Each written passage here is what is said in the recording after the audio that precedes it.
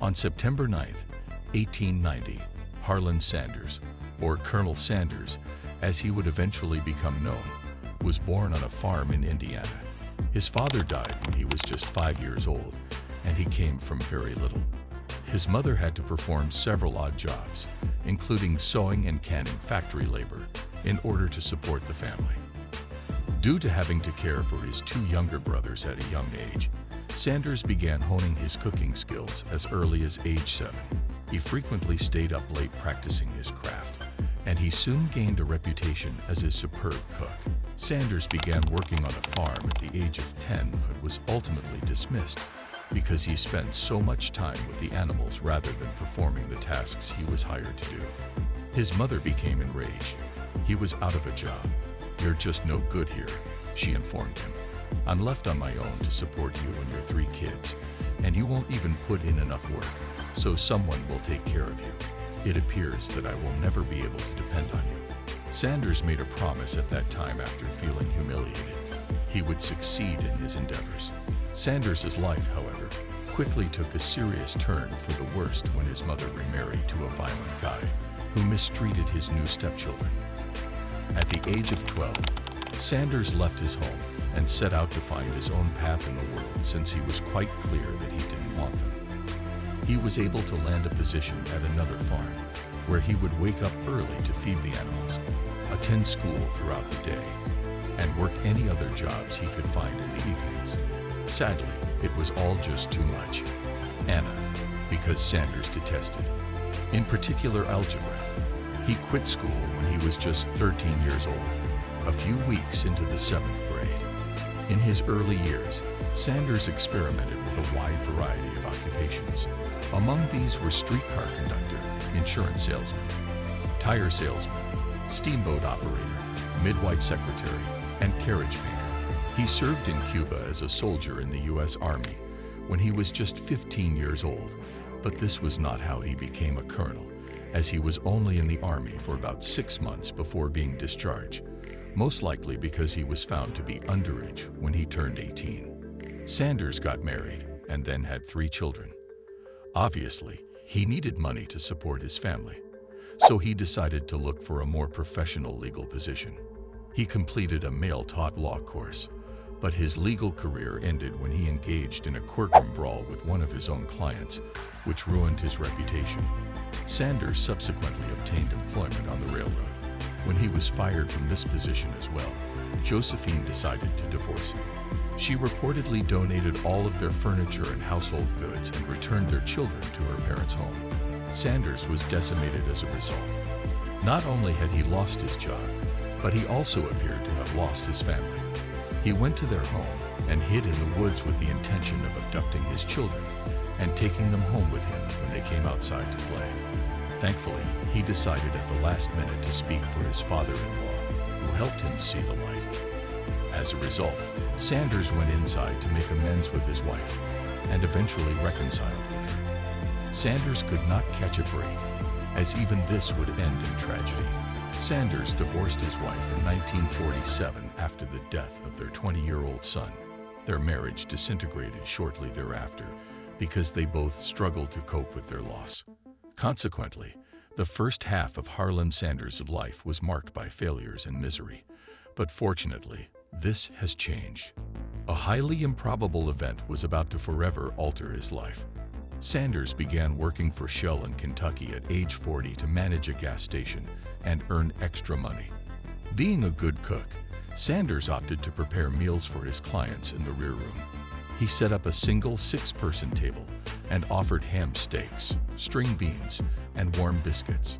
Initially, fried chicken was not on the menu since it required too much time to make, between 30 and 35. Hence, he was unable to meet the demand. He was aware that deep frying was one technique to cook chicken faster, but that this method often produced chicken that was overly dry, crusty, and unevenly cooked. Sanders then made a revolutionary discovery. During this time, pressure cookers were becoming increasingly popular, And although they were normally used for vegetables, Sanders decided to experiment with them for cooking chicken. It required some trial and error to determine the optimal settings and balance of time, pressure, fat, and filtration. But finally, Sanders found out a technique to cook chicken in only 8 or 9 minutes while preserving its flavor. And the chicken became even tastier when he experimented with a new seasoning combination, which he would later refer to as his secret blend of 11 herbs and spices. The chicken became an instant bestseller and a huge success with passing travelers to aid in increasing sales. In addition, Sanders effectively marketed his gas station cuisine by painting advertisements on barn doors in the surrounding countryside. But a local rival named Matt Stewart was highly irritated by Sanders' aggressive advertising and began to cover it up with paint. Sanders threatened Stewart he would shoot him if he didn't stop painting over his advertisements. But Stewart persisted, so Sanders, along with 2 managers of the gas station he owned, proceeded to pay him out. As Stewart spotted them approaching, he promptly drew his own weapon and fired, just missing Sanders and striking one of the supervisors. Sanders had accompanied them, and he died instantly. Sanders retaliated with his own firearm, striking Stewart in the shoulder.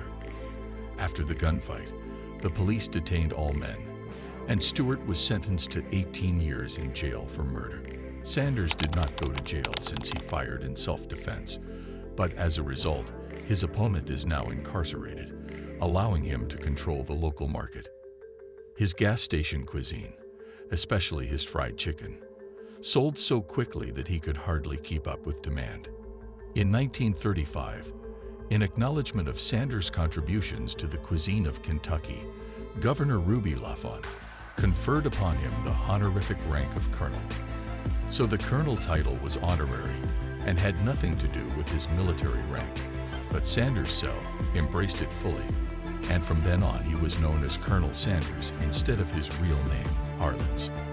In the same year, the demand for Colonel Sanders' food caused him to leave the gas station and instead open 142-seat restaurants. It took him until he was in his 40s, but he eventually appeared to have achieved success. In 1939, Sanders' restaurant burned down, and by the time it was restored, World War I had erupted, leaving him without the visitors and travelers who had been his major source of income. Hence, he was forced to sell the property, but he did not give up. After the war, Sanders opened a new restaurant that remained popular until the 1950s. The second piece of bad news was the construction of a new interstate route that totally skirted Sanders' location, severely trimming his sales. He was finally compelled to sell the firm at a loss, and at age 65, he had no business and no other source of income outside his savings, which had to rely on his $105 monthly Social Security payment. Now there is false information circulating online claiming Sanders nearly took his own life at this time, but there is no evidence to support this claim. In reality, the reverse is true. Sanders was a determined man who was not going to give up lightly. In his autobiography, he stated, "I don't know what I would have done if I hadn't been 66 years old and receiving a $105 monthly security check. Yet quitting up was not an option for me. It was just a question of what to do next." Hence, despite having reached the age of retirement, Colonel Sanders was actually just getting started. He was on the verge of his greatest achievement yet. What if, instead of operating his own restaurant, he franchised, allowing other eateries to sell his chicken for 4 cents every bird sold? So, Sanders loaded a number of pressure cookers and a large quantity of his famous seasoning into his 1946 Ford and started the road. His objective was to travel around the United States in search of possible franchisee restaurants, but it would not be simple. He was forced to live in his car, and continual travel was stressful. When he found a restaurant that he believed would be a good fit, he persuaded the owner to let him prepare his chicken for the staff, and if they liked it, he stayed for a few days to cook for the guests, in the hopes that the restaurant would want to become a franchisee of his chicken. Sanders was first met with rejection. Upon his rejection, he was reported, He was rejected a total of 1,009 times until someone acknowledged how tempting it must have been to give up after 1,000 rejections. Sanders had simply kept going. Pete Harmon of South Salt Lake, Utah, became his first successful franchisee in 1952 when he agreed to sell Sanders Chicken. Harmon owned a huge network of restaurants before he began selling the Colonel's Kentucky Fried Chicken recipe, and he said that his sales quadrupled in the first year. Indeed, this first franchisee, Pete Harmon, invented the tagline "Finger Licking Excellent," which was eventually adopted by the whole KFC franchise. Within a few years, everything had changed, and Sanders was no longer required to undertake those lengthy road journeys to locate new business partners. When news of his chicken swiftly traveled across the nation, he began to get an influx of customers. Naturally, Sanders did not reveal the specific formula with franchisees out of fear that competitors might replicate it, so he delivered a pre-made spice blend. In addition, Sanders always seemed to have a knack for marketing, and he obviously understood that a secret formula would generate even greater excitement. By the end of 1963, he had franchised over 600 locations in the United States and Canada and developed a multi-million-dollar enterprise. After a few years, there would be 900 stores, including locations in the United Kingdom and Japan. This chicken was a tremendous success, as was the franchise model. Sanders had finally achieved success and was finally financially comfortable. But this is not the end of the story. KFC flourished. Sanders received an offer from a group of entrepreneurs and investors led by a 29-year-old man called John Brown to purchase his firm. John was startled to find that KFC had no sales force and relied only on word of mouth to attract restaurant owners interested in opening their own KFC restaurants.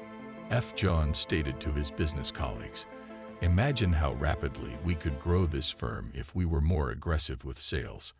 So they made an offer to Sanders to purchase KFC. First, Sanders denied their request. His business was like a kid to him, and he was worried that they would destroy it. But John refused to let go. He increased his bid for KFC to $2 million, and swore he would never alter the Colonel's recipe and would maintain a high level of quality control at all times. He also stated that he wanted Sanders to remain as a consultant and corporate ambassador, as he considered that having Sanders as the firm's face was one of their most valuable marketing assets. Hence, Sanders agreed to sell his firm in 1964. At this point, he was 73 years old, and he believed that this would give him a little more time to enjoy his final years. Once the deal was finalized, Sanders became a billionaire. In actuality, he hardly separated himself from KF. Sanders liked being a part of PR campaigns and ended up traversing the world for various promotions and appearing in several television commercials. Every day, he simply embraced the situation while wearing his signature white suit. In the meanwhile, John and the other entrepreneurs who have taken over KFC's administration implemented significant reforms that aided the company's expansion and led to the opening of several new sites. John Brown sold the firm to a large food conglomerate in 1971, and then things began to change. In contrast to John, who had vowed not to alter the Colonel's recipes, the new KFC owners did not do so. For instance, they modified the gravy to make it cheaper and simpler to prepare. The corporate official at the time stated, "Let's face it, the Colonel's gravy was wonderful, but it took a Rhodes Scholar to prepare it." KFC was rapidly expanding and needed to simplify, so they essentially made modifications. Sanders continued to visit several KFC locations, and when he tasted the new sauce, he exclaimed, "Oh my God, that gravy is disgusting. They should not be permitted to sell it. That is wallpaper paste only." Sanders was no more appreciative about the chicken, stating that it was little more than a double-fried chicken sandwich. His criticism was so public and nasty. In 1978, the one KFC franchisee sued him for libel. Nonetheless, the lawsuit was dismissed. Nonetheless, Sanders was quite dissatisfied with the new owner's plans for KFC. He launched a competing restaurant called Claudia Sanders, the Colonel's Ladies' Dinner House, under the name Claudia Sanders, hence KFC Sanders. In other words, the new owners of the firm filed a lawsuit against the company's creator over the copyright of his name and whether he should be permitted to create a competitive business using the Colonel brand as revenge. Sanders then sought to sue the new owners in a separate court dispute, claiming they used his image for the promotion of things he did not create. And Sanders was claiming $122 million in damages. Sanders was compensated $1 million and was required to rename his rival restaurant to simply Claudia Sanders Dining House. In addition, this restaurant is the only place where you can obtain the original Colonel Sanders fried chicken. Nonetheless, Sanders remained a warrior till the end. Yet at the age of 90, he died of severe leukemia in 1980. As he stated, he continued to work until a month before his death because he had no interest in retiring and doing nothing. Now there are more than 25,000 KFC locations across the world, and it all began with a man cooking at a gas station despite repeated failures, rejections, and advancing age. Sanders persevered, launching his new company strategy at age 65, and was a billionaire by age 74. In the immortal words of Colonel Sanders, every failure is a stepping stone to something greater. And if you like the video, please subscribe to our channel Hustle Originals, click the like button, and activate the bell symbol.